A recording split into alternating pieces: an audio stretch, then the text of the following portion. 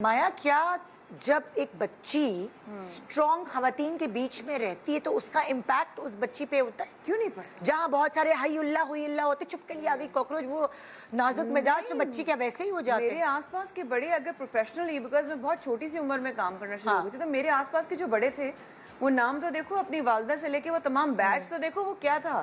क्या वो नाजुक बैच था? वो हायल्ला बैच था? नहीं, मैं तुमसे सिर्फ ये पूछना चाह रही हूँ कि बच्चियों के ऊपर जब इम्पैक्ट स्ट्रॉन्ग खवातीन का पड़ता है तो शायद वो अडॉप्ट करते हैं। बिल्कुल करते हैं, वो पावरफुल बन जाते हैं। बिल्कुल करते हैं। क्यों? क्योंकि आपको वो मार्जिन नहीं देते ना। हाँ, तो ये पढ़ो, तुम्हें कुछ खाना चाहिए, जो जरूरी है उनको पता है कि क्या करना है। और ऐसा नहीं कि उधर कोई बहुत बड़ी बड़ी उम्र की वालदाएं थी, बहुत यंग मदर्स थी सारी, ठीक है, एंड अनमैरिड भी थी, लेकिन उनके अंदर एक चीज थी कि तुम्हें कुछ खाना चाहिए, तुम्हें खाना मिल जाएगा। वैसे सवालात पढ़ो, इंसाइक्लोपीडिया तुम्हारे बराबर में, डिक्शनरी तुम्हारे पास है, रेलेवेंट बुक्स तुम्हारे पास है, रेफरेंसेस के लिए तुम्हारे पास सारे नोट्स है, पढ़ो और हम साइड। अच्छा, दैट वाज माय ट्रेनिंग। अच्छा, देखो, बचपन अच्छा था तुम्हारा माशाल्लाह, अम्मी स्ट्रॉन्ग, घर वाले थे सारे, सब अल्हम्दुलिल्लाह। पहली तकलीफ मैं तुम्हें ये कहती हूँ, जब तुम्हारे होता है ना, कभी कभार इंसान के पैरों तले जमीन निकल गई, कभी होता है झटका तो इंसान को लगता है कभी भी।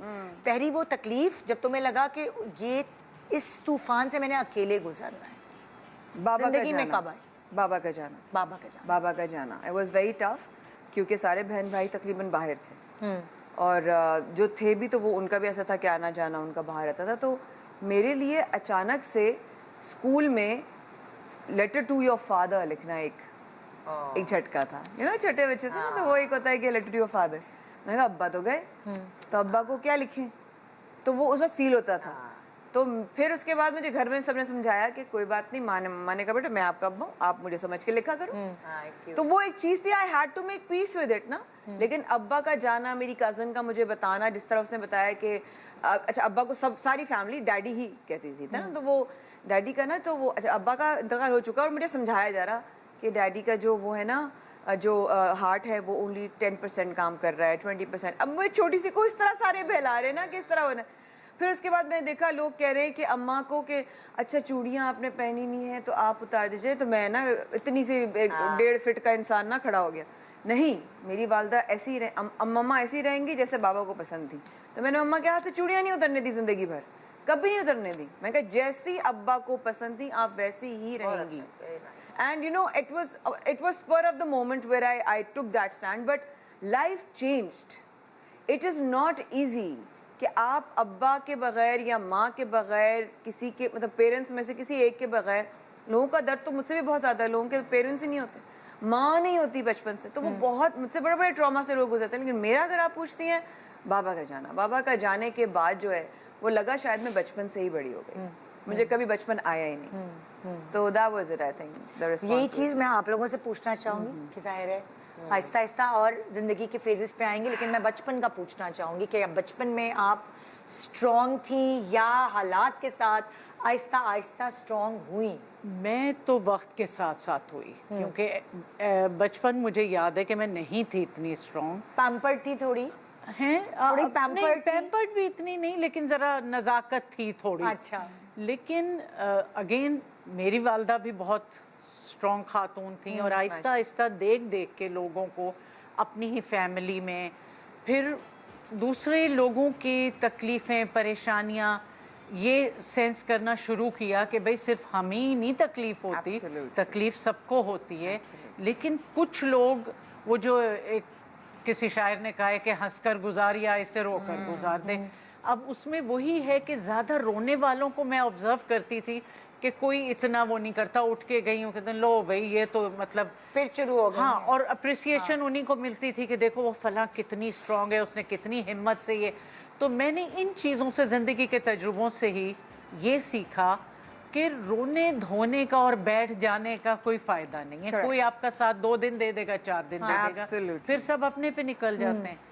तो मुझ में आहिस्ता आहिस्ता ये चेंज आया, और इत्तेफाक से ज़िंदगी में हालात भी आहिस्ता आहिस्ता आते गए। अल्लाह का शुक्र है बचपन में नहीं मैंने कोई ऐसी चीज़ फेस की कि जिसका मुझे बहुत ही ज़्यादा वो होता, लेकिन बाद में मतलब आहिस्ता आहिस्ता चीज़ें आती रहीं और फिर हिम्मत करके फेस किया उनको। ज़िंदगी का पहला झटका आप क्या कहती हैं जिसमें मैं अकेली खड़ी हूँ, اور وہ طوفان میں نے اکیلے ہی فیس کیا. میرا جو یہ تھا جھٹکا وہ کافی ذرا لیٹ آیا. شادی ہو گئی when I was 19.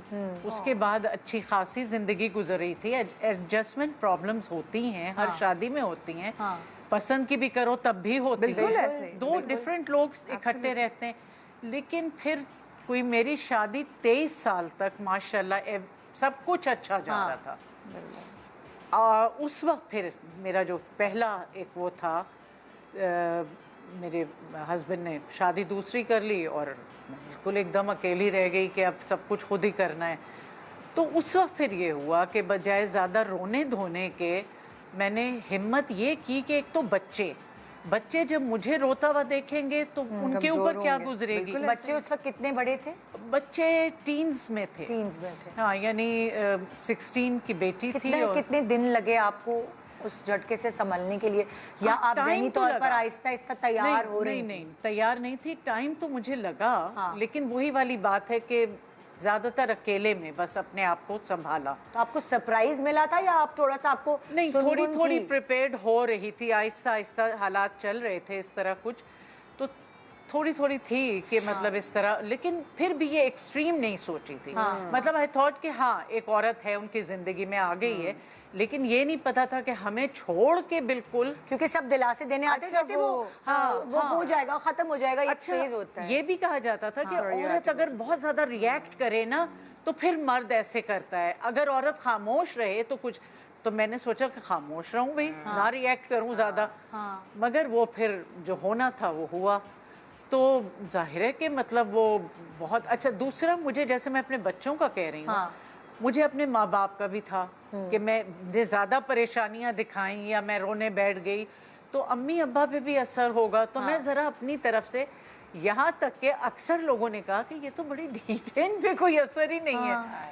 اب میں دل میں سوچ رہی ہوں کہ اثر کیوں نہیں ہے وہ میں جانتی ہوں, اللہ جانتا ہے, لیکن میں اسے شو کر کے کیا کروں. میں آپ کے سامنے رونے بیٹھ جاؤں تو آپ کتنی دیر برداشت کر لیں. بالکل.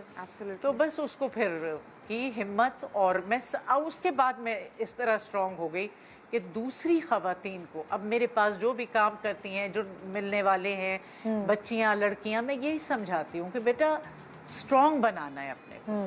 یہ زندگی جو ہے یہ آپ سے قدم قدم پہ امتحان لے گی, مشکلیں آئیں گی. اب ان مشکلوں میں اگر آپ بیٹھ گئے تو پھر گئے. تو آپ کو ہمت کرنی ہے. آج کل بھی جیسے کوئی بھی زندگی میں بچیاں آ جاتی ہیں, یہ مسئلے ہو رہے ہیں, یہ مسئلے ہو رہے ہیں, تو میں یہی انہیں سمجھاتی ہوں کہ سب سے پہلے مضبوط بنو, اپنے آپ کو خود ایسا بناؤ, ہمت کرو اور نکلو, کچھ کرو.